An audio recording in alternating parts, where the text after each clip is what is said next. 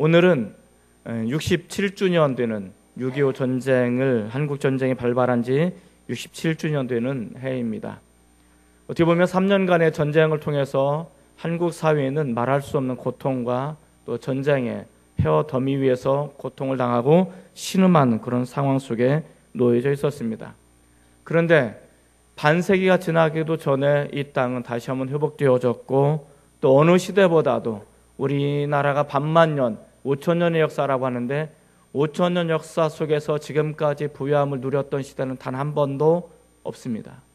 지금까지 우리 역사가 5천년이라는 시간을 지나오면서 지금처럼 부유하고 지금처럼 넉넉하고 지금처럼 많은 것들을 누리는 시대는 단 한 번도 없을 만큼 하나님께서 우리를 축복하신 것을 우리는 믿습니다. 아울러 참 재미있는 것은 이 당시 한국교회가 가장 크게 성장하고 부흥하고 또 발전했던 그때가 바로 6.25가 끝난 이후에 보릿고개를 지나면서 가장 많은 급한 성장을 이루었다라는 것을 우리는 알 수 있습니다. 무엇이 이것을 가능하게 만들었을까? 어떻게 보면 전쟁이라는 폐허 더미 속에서 아무것도 바라볼 수 없는 그런 상황 속에 우리가 놓여져 있었는데 어떻게 이것이 세계에서 유례로 찾아볼 수 없을 만큼 급격한 성장과 발전이 이루어질 수 있었을까? 한국 교회가 이 땅이 우상으로 찌들려 있고 또 폐허 더미에 있고 흑암에 앉아있던 이 나라가 어떻게 아시아에서 가장 많은 그런 그리스도인을 갖게 되어지는 그런 모습으로 성장할 수 있었을까? 그것은 내가 무엇을 바라보느냐에 따라서 달라지는 것 같습니다. 아마 그들은 전쟁의 폐허 더미 위에서 그것만 바라봤다면 그들은 끝까지 절망하고 어렵고 힘들었을 것입니다. 그러나 그들은 내일을 바라볼 수 있는 눈이 열리게 되었습니다. 믿음이라는 것은 오늘 당장 그것만 바라보는 것이 아니고 미래를 바라보게 만드는 것입니다. 내일을 바라보게 만드는 것입니다. 우리가 아무리 힘들고 어려워도 내가 무엇을 바라보느냐에 따라서 내 인생의 삶이 결정되어지듯이 이 공동체가 혹은 이 나라가 무엇을 바라보느냐에 따라서 어떤 것을 바라보느냐에 따라서 그 운명이 결정됨을 우리는 알 수 있습니다. 히브리서 기자는 그 당시 가장 절망스럽고 힘든 상황 속에서 이 서신이 쓰여지게 되었습니다. 그 당시 이 서신이 쓰여질 때 플리니라는 어떤 그런 사람이 하나의 법을 통과시켰는데 이 관리가 법을 통과시키면서 이런 법을 통과시켰습니다. 그 당시 누군가가 내가 그리스도인이라는 것을 알고 나를 당국에 고발하면 나는 로마 당국에 잡혀가게 됩니다. 그리고 신문을 당하게 됩니다. 그리고 마지막 순간에 질문을 받게 되어집니다. 너는 예수를 믿느냐라는 질문을 받게 되어집니다. 자, 여기에서 난 두 가지 대답 중에 하나를 해야 됩니다. 예, 나는 예수를 믿는 사람입니다 라는 대답을 하든지 아니요, 나는 예수를 믿지 않습니다 라는 대답을 해야만 하는 것이죠. 그런데 이 법은 어떤 법이냐면 내가 예수를 믿습니다라고 대답하면 이 사람은 고문을 당하고 나중에 처형을 당하게 되어집니다. 그리고 그가 가지고 있던 소유했던 모든 재산은 나를 고발한 사람에게 다 넘어가게 되어집니다. 그래서 많은 사람들은 어떤 그리스도인이 알고 있으면서도 불구하고 그 사람의 인격 때문에 고발하지 않았는데 이 법이 통과가 되면서 많은 사람들이 그리스도인들을 고발하기 시작했습니다. 그리고 이 고발당한 그리스도인들은 마지막 신문대 앞에 서게 됩니다. 너는 예수를 믿느냐 안 믿느냐라는 이 질문을 받게 되어집니다. 내가 예수를 믿는다라고 대답하면 나는 처형장으로 끌려가서 처형을 당할 것이고 그리고 내가 가지고 있는 모든 재산은 다 빼앗겨서 나를 고발한 사람들에게 넘겨줄 것입니다. 이 급박한 상황 속에서 그리스도인들이 고민하고 갈등할 수밖에 없었죠. 내가 뭐라고 대답을 해야 되는가? 자, 이때 많은 사람들이 나는 예수님을 믿습니다라고 대답하면서 기꺼이 순교의 대열로 가게 되었습니다. 그러나 그 중에는 어떤 사람들은 자신의 믿음을 떠나서 배교의 자리로 나가는 상황 속에 놓여있게 되어집니다. 그리고 이로 인해서 교회가 흔들리게 되었고 더 많은 그리스도인들이 고민에 쌓이게 되었습니다. 바로 이 순간에 히브리서가 쓰여지게 되었습니다. 그러면서 히브리서는 우리가 가야 될 방향이 어딘지, 우리가 진정으로 바라봐야 될 목적지가 무엇이고 우리는 무엇을 바라봐야 되는지, 그래서 그 바라봄을 통해서 우리가 지금 현재 어렵고 시련이고 심지어 우리의 생명과 우리 재산을 다 빼앗아간다 할지라도 우린 기꺼이 그것을 견디고 참아내야만 하는 이유가 무엇인지를 우리에게 이야기해 주고 있습니다. 오늘 우리가 이 말씀을 통해서 우리에게 주시는 하나님의 말씀은 분명한 것 같습니다. 우리가 무엇을 바라봐야 되는지, 그리고 어떤 것을 소망하면서 살아야 되는지를 우리에게 이야기해 주고 있습니다. 위리겐 몰트만이라는 사람이 있습니다. 2차 세계대전 때 연합군의 포로로 잡혀갔습니다. 그리고 전쟁이 끝나자 패망한 조국 독일로 돌아오게 되었습니다. 독일로 돌아왔을 때는 독일 사회는 동서로 이미 분단되어진 상황이었고, 그리고 독일은 먹을 것이 없는 굶주림의 시대가 펼쳐지게 되었습니다. 독일 사회 역시 패망국의 어떤 그런 어려움 가운데 고통 속에 있습니다. 이때 이 사람이 쓴 유명한 책이 하나 있습니다. 희망의 신학이라는 책을 썼습니다. 모두가 절망스러운 상황 속에 놓여져 있을 때 이 신학자는 희망의 신학이라는 책을 통해서 교회와 많은 그리스도인들에게 우리가 무엇을 희망해야 되는지, 희망은 언제 해야 되는지를 알려주기 시작했습니다. 그리고 이 희망의 신학이라는 책이 많은 사람들에게 감동을 주고 영향력을 끼치게 하고, 그 다시 무너져 갈 수밖에 없었던 그 독일 사회를 다시 한번 재건할 수 있는 작은 밑거름이 되었던 책이 희망의 신학이라는 책입니다. 오늘 서두에 말씀을 드렸던 것처럼 우리는 5,000년 역사 속에서 가장 부유한, 가장 넉넉한 많은 것을 누리고 많은 것을 가지고 살아가는 그 시대에 우리가 놓여져 있습니다. 그러면 행복하십니까? 행복하지 않아요. 많은 사람들이 좀 더 많은 것을 누리고 있고 많은 것을 가지고 있음에도 불구하고 행복할 수 없는 이유는 뭘까? 그것은 현실의 삶에만 바라보기 때문에 그렇습니다. 그들의 바라봄이 현실에만, 그리고 물질에만, 이 세상에만 놓여져 있기 때문에 이 세상이라는 법칙은 더 많이 가지면 가질수록 더 목마름을 느끼는 것이 세상의 법칙입니다. 마치 내가 갈증을 느낄 때 바닷물을 마시면 당장은 해결되어지는 것처럼 보였지만 더 큰, 더 심한 갈증에 내가 놓여 있는 것처럼 그러한 고통과 그런 상황 속에 놓여져 있습니다. 그렇기 때문에 더 많이 가져도, 더 많이 누려도, 더 많은 것을 소유해도 우리는 행복할 수가 없습니다. 왜? 더 많이 갖고 싶기 때문에 그렇습니다. 바로 이러한 순간, 세상 많은 사람들은 세상을 바라보는 이 순간, 그래도 우리 그리스도인들이 바라봐야 될 것은 무엇인가? 우리는 어떤 것을 바라보고 어떤 것을 소망하면서 살아야 되는가? 우리가 세상 사람과 달라야 되는 이유는 어디서 찾을 수 있는가? 바라봄의 법칙에서 찾을 수가 있습니다. 그렇다면 우리가 바라봐야 될 그 목적지, 우리가 바라봐야 될 대상은 무엇인가? 첫째로 영원한 천국을 바라보아야 합니다. 따라 보시겠습니까? 영원한 천국을 바라보아야 합니다. 히브리서 기자는 끊임없이 이야기합니다. 우리가 천국을 바라보자, 천국을 소망하자, 그리고 우리가 그 천국을 향해서 담대히 나아가자라고 말하고 있습니다. 히브리서 12장 1절에는 이렇게 기록하고 있습니다. 한번 같이 읽어보겠습니다. 자, 시작. 이러므로 우리에게 구름같이 둘러싼 허다한 증인들이 있으니 모든 무거운 것과 얽매기 쉬운 죄를 벗어버리고 인내로써 우리 앞에 당한 경주를 하며, 이렇게 시작하고 있죠. 이러므로 우리에게 구름같이 둘러싼 허다한 증인들이 있으니, 이 우리를 둘러싼 구름 같은 허다한 증인들은 어디에 있습니까? 바로 하늘나라에 가 있습니다.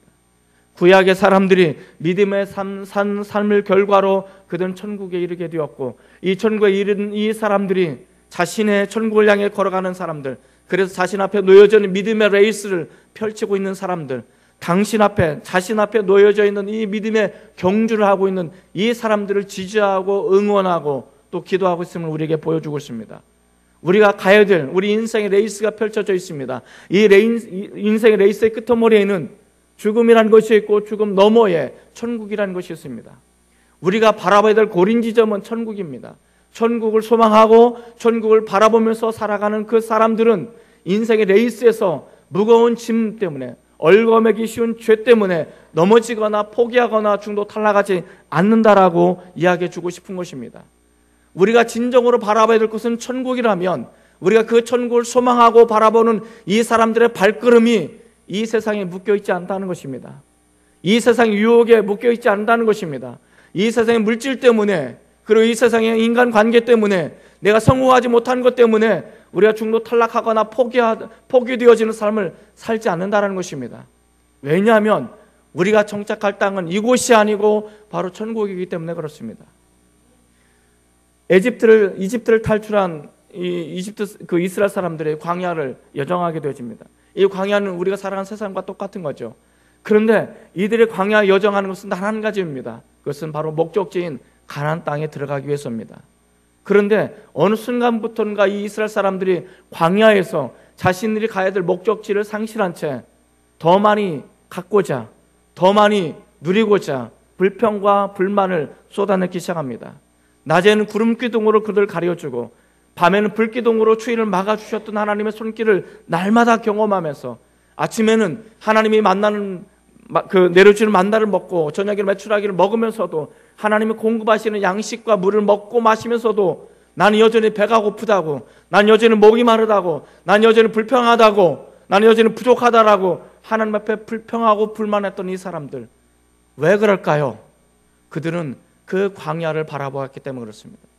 그 광야만 바라봤기 때문에 자신들이 어디로 가야 될지 목적지를 잃어버린 채 광야를 헤매고 광야를 바라봤기 때문에 그들은 불평과 불만만 쏟아놓다가 결국은 광야에서 모두가 생애를 마감하게 되었습니다. 이브리서 기자는 우리에게 분명히 이야기합니다. 우리가 광야와 같은 여정의 삶을 살아간다 할지라도 우리가 바라봐야 될 것은 이 광야의 삶이 아니라 바로 천국이라고, 영적인 가나안 땅이라고, 그곳에 우리는 이르러야 된다고, 우리는 그의 목적지는 거기라고, 거기를 바라보고 그 천성을 바라보면서 우리는 살아야 된다라고 그렇게 이야기해 주고 있는 것입니다. 사랑하는 성도 여러분, 여러분들은 살면서, 내가 그리스도인으로 살면서, 내가 예수 믿는 사람으로 살면서, 하나님의 자녀로 살면서 우리는 천국을 소망하면서 바라보고 사시고 계십니까?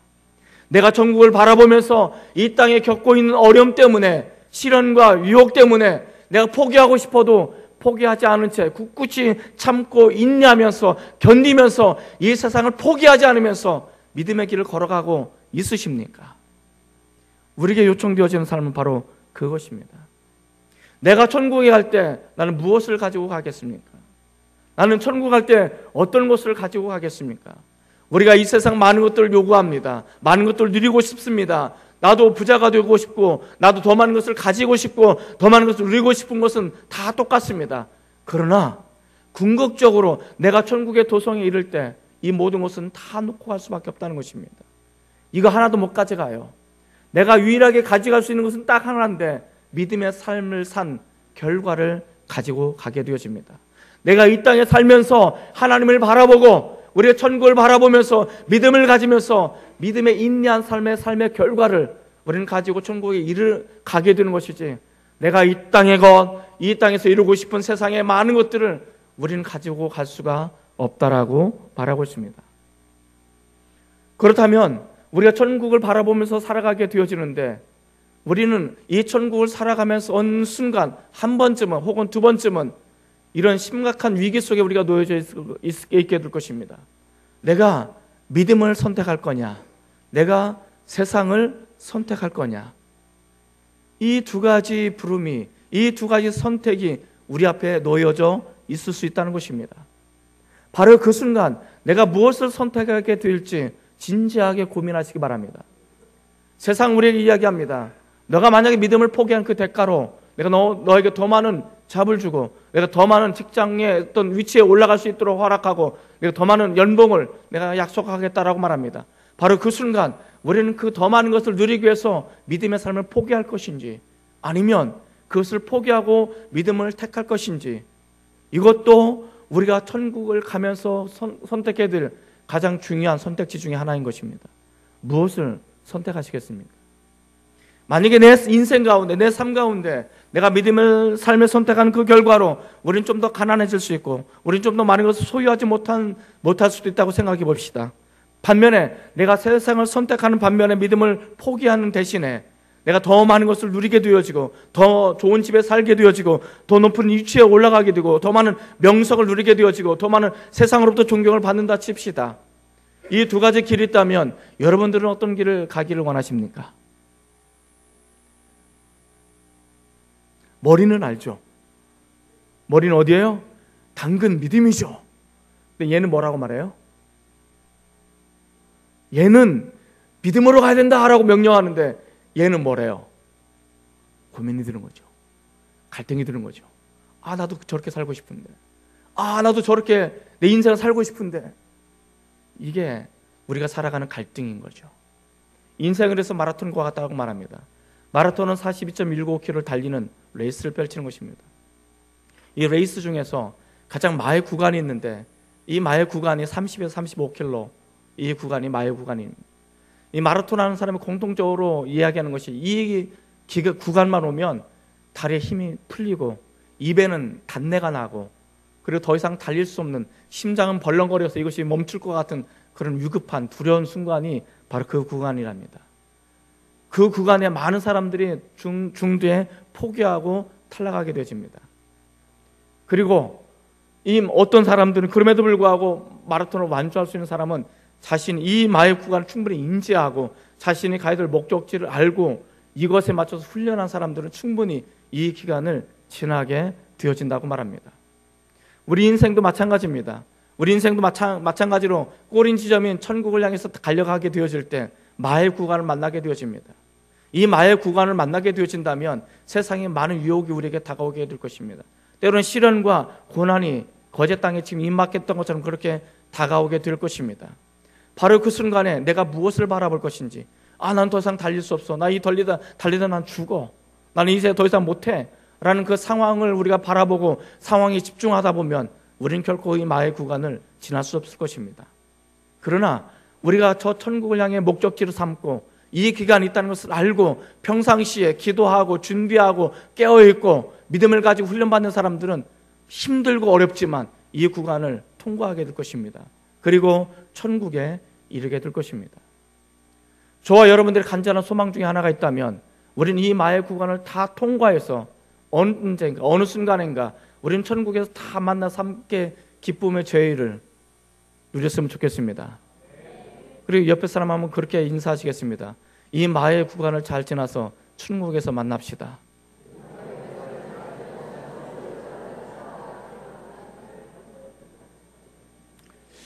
이번 부흥회 기간에 제가 재밌는 예화를 하나 얻었어요. 어떤 고을의 원님이 부임을 했는데 그 마을에 아주 못된 한 놈이 있답니다. 그래서 그 못된 한 놈을 좀 저하기 위해서 이제 부른 거예요. 세 가지 벌칙을 줬습니다. 양파 10개를 먹을래? 곤장 10대를 맞을래? 천냥을 내놓을래? 그래서 제일 만만한 게 뭐예요? 양파를 먹는 거예요. 양파를 열심히 먹는데 5개를 먹었더니 더 이상 먹을 수 없답니다. 입이 다 부러뜨고 쉬어가지고 그 양파 먹는 걸 포기했어요. 아, 그러면 천냥 내는 것은 너무 아까우니까 곤장 10대 맞을래요. 1대, 2대, 5대 맞으니까 엉덩이가 터져가지고 더 이상 맞을 수가 없어요. 너무 힘들어서 나 그만 맞을래요. 그래서 마지막으로 선택한 것이 천냥을 내놨다는 것입니다. 참 미련한 사람이죠. 이 세상에 제일 미련한 사람이 어떤 사람인 줄 아십니까? 열심히 교회 생활하다가, 열심히 헌금 생활하다가, 열심히 봉사하다가 천국 못 가는 사람, 제일 불쌍한 사람입니다. 이 사람 제일 불행한 사람 아니에요? 세상 거 즐기지 못하고 또 헌금할 건 또 다 하고 또 뭐 하라니까 나와서 일하라니까 일하고, 그래 천국 못 가면 억울해서 지옥 갈 수 있겠어요? 우리가 천국을 바라보고 어떤 삶을 살아야 될지를 분명히 결정하시는 저와 여러분이 되시기를 주의 이름으로 축원을 드립니다. 두 번째, 그래도 우리 그리스도인들이 진정으로 바라봐야 될 것은 무엇입니까? 우리를 이끄시는 하나님의 손길입니다. 따라해 보실까요? 우리를 이끄시는 하나님의 손길을 바라봐야 합니다. 이것은 보이지 않는 하나님의 손길입니다. 우리가 살아갈 때, 믿음의 경주를 하게 될 때, 세상의 유혹 속에서 우리는 실패하고 넘어지고 좌절할 수 있습니다. 바로 그 순간 하나님께서 필요하시다면 기적을 일으키시더라도 우리를 이끄신다는 것입니다. 전혀 생각하지 못했던 사람들을 우리에게 붙여주셔서 우리를 그 유효기를 넘기고 또 넘기면서 하나님 나라에 이를 때까지 하나님께서 보이지 않도록 우리를 역사하신다는 것을 이야기해 주고 있습니다. 히브리서 12장 12절과 13절 말씀을 한번 같이 읽어보도록 하겠습니다. 12절과 13절입니다. 자, 시작. 그러므로 피곤한 손과 연약한 무릎을 일으켜 세우고 너희 발을 위하여 곧은 길을 만들어 저는 다리로 하여금 어그러지지 않고 고침을 받게 하라. 여기 보면 뭐라고 말합니까? 그러므로 피곤한 손과 연약한 무릎을 일으켜 세우고, 누가 일으켜 세운다는 것입니까? 하나님께서. 이 한 크리스찬이 하나님의 나라에 들어가기까지 힘들고 버거워서 포기하고 때로는 넘어지고 더 이상 갈 수 없는 그 순간이 임하게 되어질 때 그 피곤한 손과 연약한 무릎을 일으켜 세우시는 분이 하나님이십니다. 우리가 더 이상 갈 수 없는 그 속에 놓여졌을 때 하나님께서는 곧은 길을 만들어서 절고 어그러진 우리의 무릎을 바로 세우셔서 그 길을 걸어가게 만드시는 분이 하나님이십니다. 그래서 하나님은 필요하시다면 기적도 역사도 만들어내면서까지도 우리가 이 믿음의 길을 걸어가게 만드시는 것입니다. 사랑하는 성도들, 하나님께서는 보이지 않게 우리가 그렇게 역사하셔서 우리를 이끄시는 분이심을 믿으시고 보이지 않는 하나님의 손길을 의지하시고 살아가시길 주의 이름으로 축원을 드립니다. 아프리카 지역에 가면 성인식이 있는데 어떤 지역은 이렇게 성인식을 진행한다고 말합니다.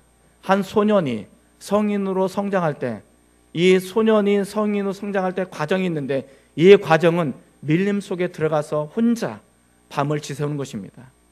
아버지는 아들을 데리고 밀림 입구에 도착합니다. 그리고 아들을 밀림 속으로 들여보냅니다. 그리고 아버지는 뒤돌아 서 있게 되어지죠. 아들은 이제 저녁 나절에 밀림 속으로 들어갑니다. 땅거미가 지고 어둠이 내리기 시작합니다. 밀림의 지역은 어둠이 내리면 들리지 않았던, 보이지 않았던 짐승들이 울기 시작합니다. 아마도 이 아들은 쫄아서 자기 손에는 활이 있고 화살이 있고 옆에는 칼이 있지만 아마도 겁나고 두렵고 쫄아서 밤새도록 잠 한숨 못 자고 지나게 되었을 것입니다. 그리고 이른 태양이 올 때 아버지가 그를 맞이하게 되어집니다. 그런데 한 가지 잊지 마십시오. 이 아버지는 이 소년을 한 번도 떠나본 적이 없다는 사실입니다. 아버지는 뒤돌아서 가는 것처럼 보였지만 곧 이어서 이 아들을 쫓아가기 시작합니다. 아들이 알지 못하는 그 거리에서 아들이 깨닫지 못하도록 아버지는 화살에 쉬를 담기고 짐승이 아들을 덮칠까 봐 밤새도록 화살에 활을 담기고 그렇게 활에 화살을 담기고 밤새도록 아들을 지키고 있었다는 것입니다. 아들은 아버지가 자기와 함께 했다는 사실을 알지 못하지만 아버지는 그 아들을 포기할 수가 없는 것입니다. 오늘 하늘의 영적인 아버지는 우리 눈에 보이지 않습니다. 보이지 않는 하나님을 믿고 의지하고 달려간다는 것은 쉬운 것은 아닙니다. 그러나 하나님은 한 번도 우리를 떠나본 적이 없으시다라고 말씀하고 계십니다. 내가 너를 떠나본 적도 없고 내가 너를 잊어본 적도 없고 마치 이사야가 고백했던 것처럼 너를 나의 손바닥에 새긴 자가 되었다라고 이야기해 주고 있는 것입니다. 그것이 하나님입니다. 그래서 우리가 포기하고 우리가 위급한 순간이 있다면 바로 그 순간순간 하나님께서는 다른 사람을 도와서 때로는 환경을 바꿔서라도 우리가 이 믿음의 길을 갈 수 있게 만드시는 분이 우리가 믿고 있는 하나님의 손길이라는 것입니다. 우리가 이 보이지 않는 하나님의 손길을 의지하고 바라보게 되어질 때 우린 진정으로 가야 될 믿음의 길을 걸어갈 수 있게 될 것입니다. 그렇게 걸어가시는 저나 여러분이 되시길 주의 이름으로 축원을 드립니다.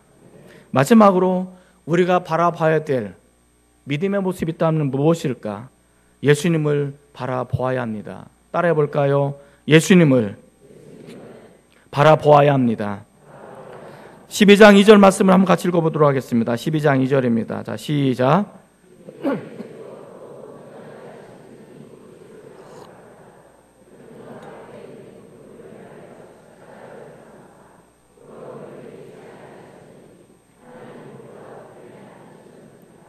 여기 보면 이렇게 시작하고 있죠. 믿음의 주요 또 온전하게 하시는 이인. 믿음의 주가 되시고 우리 믿음을, 우리 인생을 온전하게 하시는 분인 예수님을 바라보자 하는 것입니다. 우리가 힘들고 정이 어렵거든, 우리가 정말 내 힘으로 도저히 살아갈 수 없는 그 순간이 우리 인생 가운데 오거든, 그때야말로 그리스도의 십자가를 바라보고 예수님을 바라봐야 된다라고 성경은 이야기해 주고 있습니다. 왜냐하면 십자가에 달리신 그 예수님, 우리를 위해서 고통당하시고 부끄러움을 개의치 아니하시는 그 하나님을, 그 예수님의 모습을 우리가 알기 때문에 그렇습니다. 예수님은 그렇게 말씀하십니다. 나는 한 가지 기쁨이 있는데 너가 나로 인해서 구원을 받는 것이 나에게는 가장 큰 기쁨이야 라고 말하는 것입니다. 우리는 세상에 내세울 것이 없는 사람들입니다. 우리는 이미 죽은 사람들입니다. 영원한 지옥에 예비되어지는 그런 사람들입니다. 이런 나를 우리 주님께서 구원하신 것이 우리 주님의 가장 큰 기쁨이라고 말하고 있는 것입니다. 내가 예수 믿어주는 것이, 내가 예수님을 믿어 주는 그것이 예수님에게서는 가장 큰 기쁨이라고 말하는 것입니다. 우리 주님은 이렇게 말합니다. 너의 구원이 위해서라면 나는 얼마든지 십자가에서 고통당하는 것을 나는 참을 수 있어. 내가 너를 구원하는 것이라면 나는 십자가에서 부끄러움을 당하는 거 이거 별거 아니야. 얼마든지 난 감수할 수 있고 당할 수 있어 라고 말하는 것입니다. 이것이 우리 주님의 모습인 것입니다. 내가 구원받는 것이라면 우리 주님은 고통당하고 부끄러운 것 전혀 개의치 않는 것입니다. 그렇게 말씀하시는 그분이 내가 구원받는 것을 가장 크게 기뻐한다고 말하고 있습니다. 이 순간에 우리 주님께서 가장 기뻐하는 것은 어떤 것일까요? 나로 인해서 또 다른 누군가가 예수님을 알게 되어지고 예수님을 믿게 되어지는 것이 우리 주님께서는 가장 큰 기쁨이라고 말하고 있는 것입니다. 나는 사실 쪽팔려가지고 예수 믿으라고 누구한테 제대로 얘기하지 못하잖아요.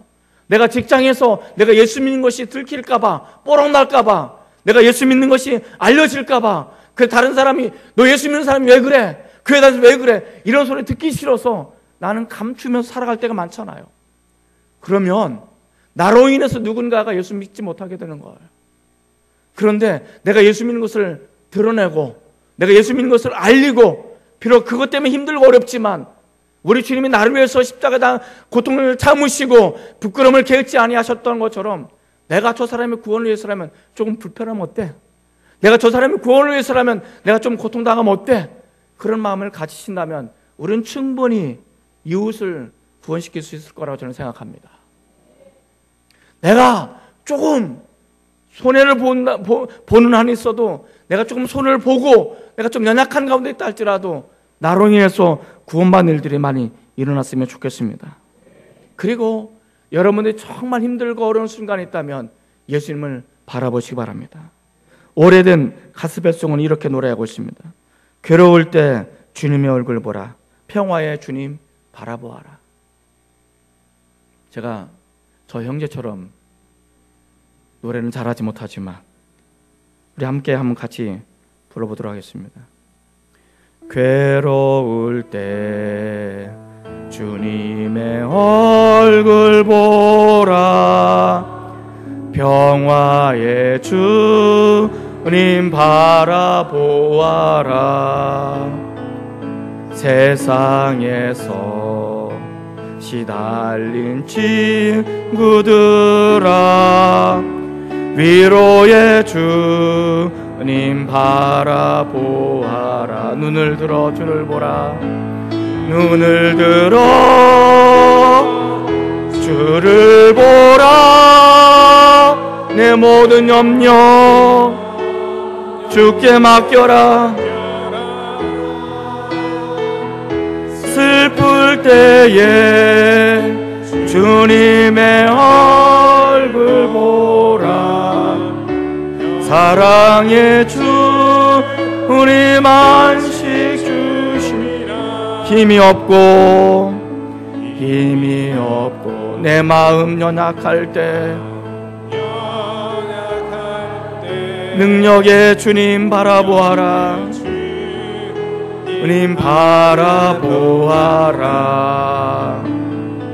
주의 이름 부르는 모든 자는 힘주시고 늘 지켜주시네.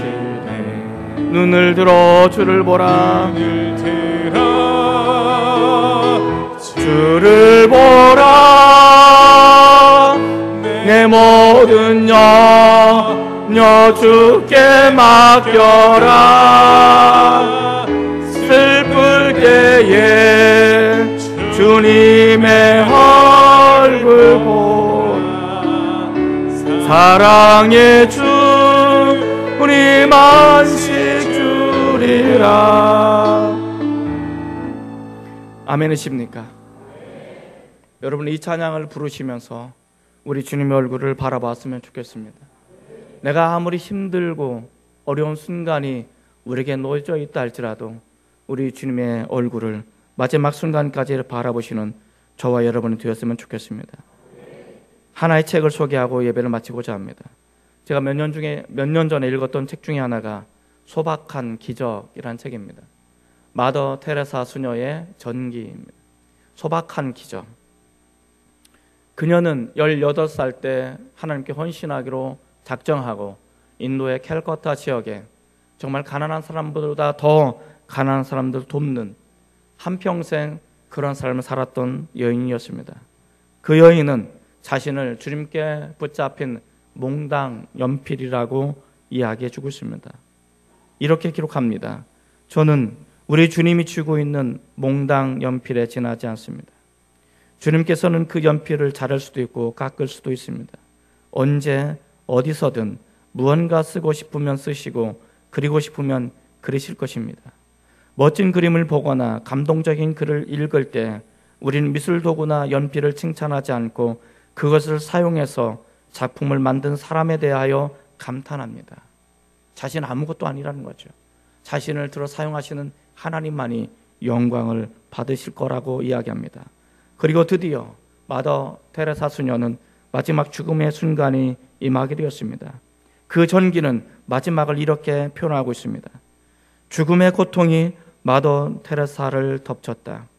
그녀는 마지막으로 손을 들어 십자가를 만지며 입맞춤을 했다. 당신의 고통과 예수님의 고통을 함께 바치면서 그리고 속삭였다. 예수님 사랑합니다. 예수님 저를 당신께 바칩니다. 나의 하나님 감사합니다. 주님을 찬미하고 경배합니다. 예수님 사랑합니다. 라는 마지막 말을 남기고 그녀는 운명하게 되었습니다. 사랑하는 성도 여러분, 만약에 우리가 인생의 레이스를 다 마치고 죽음의 순간이 우리에게 도달했을 때 우리 마지막 말은 뭐라 남기고 이 세상을 떠나게 될 것입니까? 저는 이 여인이 고백했던 것처럼 마지막 그 순간까지 우리 주님을 바라보시고 그리고 그 주님을 향해 고백하는 이 고백이 저 여러분의 고백이 되었으면 좋겠습니다. 마지막 그 순간이 이르렀을 때 주님, 나는 주님을 사랑합니다. 예수님, 정말 사랑합니다. 이 마지막을 남기고 우리가 하나님의 영원한 나라에 들려올림을 받았으면 좋겠습니다. 그런 귀한 은혜가 우리 모두에게 임하시기를 주님의 이름으로 축원을 드립니다. 기도하시겠습니다.